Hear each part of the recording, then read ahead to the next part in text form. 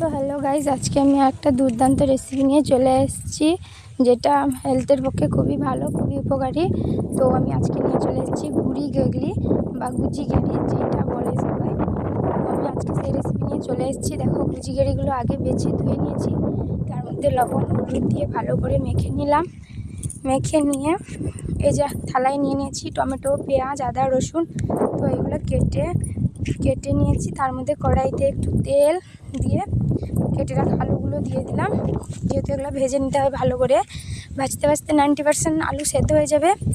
তো তার মধ্যে আমি দিয়ে দিলাম হলুদ ও নুন দিয়ে ভালো করে ভেজে নিলাম। ভেজে তুলে রাখবো আমি থালাতে। তো অনেকেই গুড়ি গেগলি খায় না বা খেতে চায় না, তো আমি খাই, ভালো লাগে এবং এটা খেলে খুবই ভালো শরীরের পক্ষে। তো ভেজে তুলে নিলাম আলুগুলো। ওই তেলের মধ্যে দিয়ে দিলাম গুজি গেড়িগুলো। দেখো, ভালো করে ভেজে নিতে হবে। গুজি গেড়িগুলোতে আগে থেকে নুন ও হলুদ দেওয়া আছে, তাই এক্সট্রা দিলাম না। দিয়ে ভালো করে ভেজে তুলে নিলাম। ওই একই তেলে তুলে এক জায়গায় রাখলাম। ওই তেলের মধ্যে আমি দিয়ে দিলাম একটু সামান্য পরিমাণে চিনি। যদি কেউ না খেতে চাও তো দেবে না, আমার ভালো লাগে তাই আমি দিলাম। তার মধ্যে দিয়ে দিলাম তেজপাতা, গরম মশলা দেব, দিয়ে দিলাম পেঁয়াজ কুচি, টমেটো কুচি।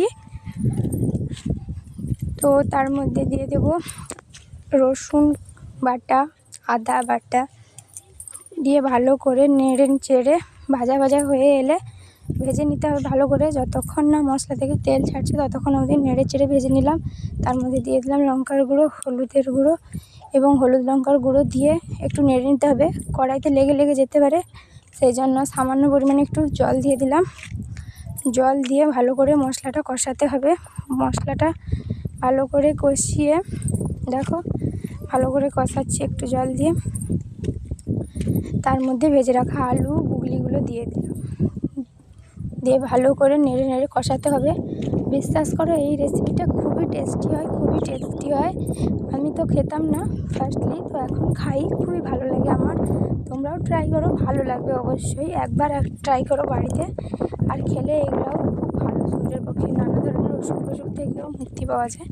তো দেখো, তার মধ্যে আমি কথা বলতে মশলাটা আমার হয়ে এসেছিলো, মাংসের মতো লাল করে কষিয়ে দেখো একটু জল দিয়ে দিলাম। তো এগুলো 90% মতো আলু সেদ্ধ হয়ে গেছিলো। জল দিয়ে একটু পরিমাণ মতো লবণ দিয়ে দেখো গরম মশলা ছড়িয়ে নামিয়ে নিলাম।